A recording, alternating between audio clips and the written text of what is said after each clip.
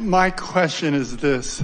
I'm wanting to know when to take action, if to take action. After you get a premonition. Well, we're not kidding.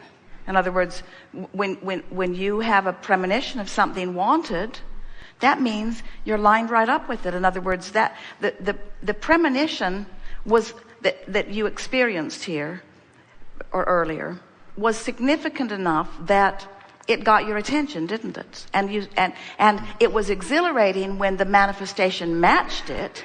But are you following this? This is really an important thing. When you've been living life and you've been building this vortex, so what you want is already amassed. All of the cooperative components are already assembled. So the feeling of inspiration, that feeling of being ready to act about something, that's the feeling that comes when you're close enough to the vortex that the vortex takes you in. Let's be clear about this. Whether it's a premonition or a feeling of inspiration, it is from that vantage point that we would act, and only from that vantage point that we would act. In other words, we would offer all of our action. You talk about getting your ducks in a row. We talk about getting your energy lined up. When you've been hovering on the edge of your vortex, or it's taking you in enough that you're vibrationally up to speed, that's when those inspirational thoughts begin to flow to you. And when those inspirational thoughts begin to flow, that's when to take action. Esther has been noticing something recently, because she and Jerry are together all of the time. And his mind is very fast. He's thinking about a lot of things, and they have so many projects that are in the works, building projects and book projects and recording projects and all kinds of scheduling projects, all kinds of wonderful things that are manifesting and calling for action. And what she's begun to notice is that when one or the other of them will have an idea, when Jerry will say, oh, we need to remember to call so-and-so about such and such, Esther is taken to snatching the phone up and making the call right then, if she can, because she knows that is an inspired thought that has come to him. In other words, when it comes, that's because everything's lined up. The time is now. When that thought comes, now's the time to act on it. Don't write it on a list and then type it into your computer and then sort it by category and then prioritize it by A, B, C, D. The moment will pass. In other words, you have this vortex that is queuing you up. And when just the idea that the thought came, in other words, you like that, don't you? Now stay with us. This is really an important thing. Do you get the idea of this vortex? Must be annoying. That invisible sphere that Abraham keeps pointing at the floor, this vortex of creation, and they call that reality. They call that reality. Ignore all of this walls and ceilings and lights and manifestation, but this is the reality. But it is. It really, really is. This is this vibrational reality, this vibrational gathering where all cooperative components have been gathered. And we tease our physical friends by saying you're often the only uncooperative component to your own hopes and dreams. Because in your pessimism or in your facing reality, you hold yourself as a vibrational difference to what you're asking for. But when an idea occurs to you, you know that feeling, I should do something or I want to do something? That means for sure the vortex took you in. That's why you rendezvoused with the idea. And when that occurs to you, act on it. And until then, let your dominant intention be just to get into the vortex. It seems like I have a lot of things that come up and I get thrown out of the vortex. So what I'm wanting is that inspiration to come in.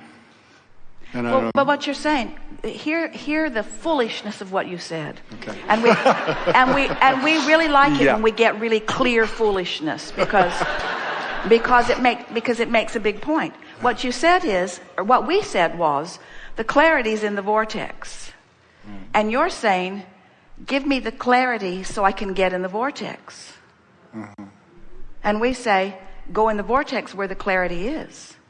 And you say, no, give me the clarity and then I'll go in the vortex.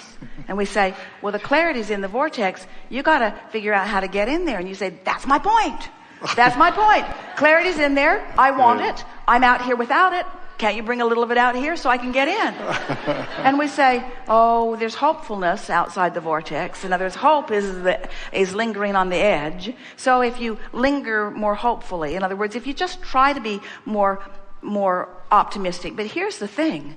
Aren't there dozens, if not hundreds, of subjects that you already feel good about?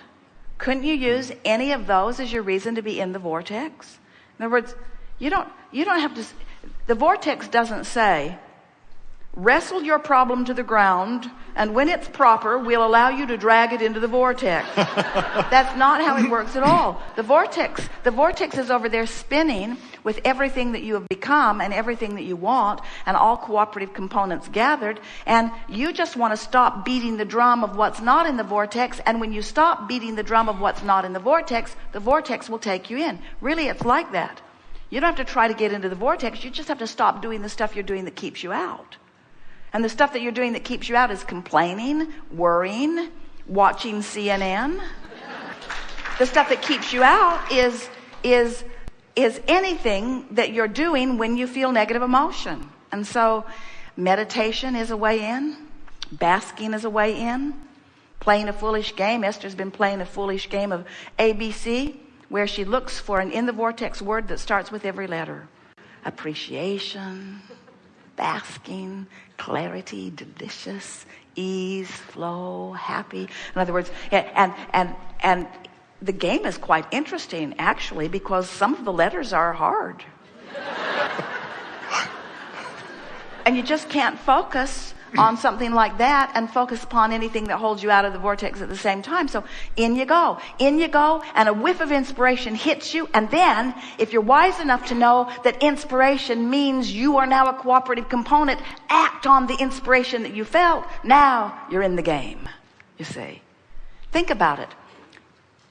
You lingered on the edge of the vortex. You didn't mean to be out, but life sucks.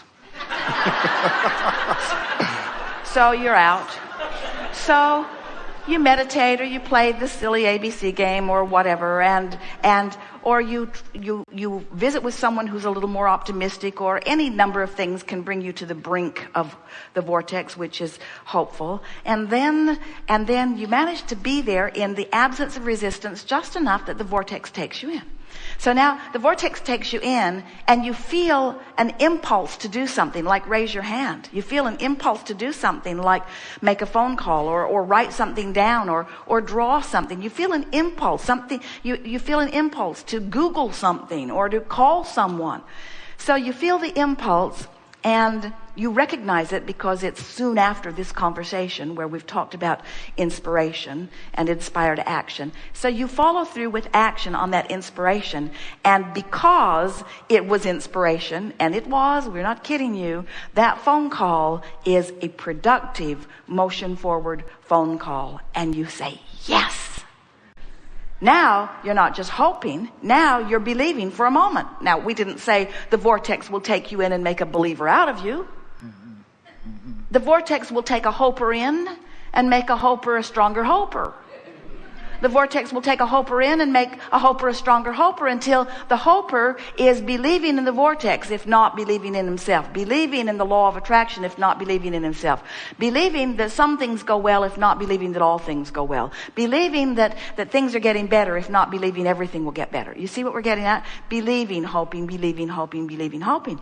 But you follow enough of those impulses, you get hopeful often enough and follow enough of those impulses so that you're in the vortex more. Before you know it, enough things are moving in your direction that you'll say, hey, I'm back in the groove. I'm in the zone. I'm on a roll. I'm on a roll. I should buy a lottery ticket. Things are going really well. When you get that impulse, buy a lottery ticket. When you get that impulse, in other words, when the impulse comes to change lanes, change lanes. Esther is driving. She can feel something going on, so she slows way down. The monster bus is big. In fact, there are a lot of stoplights in a lot of cities that are really tricky. They've got cameras on them and really short yellow lights.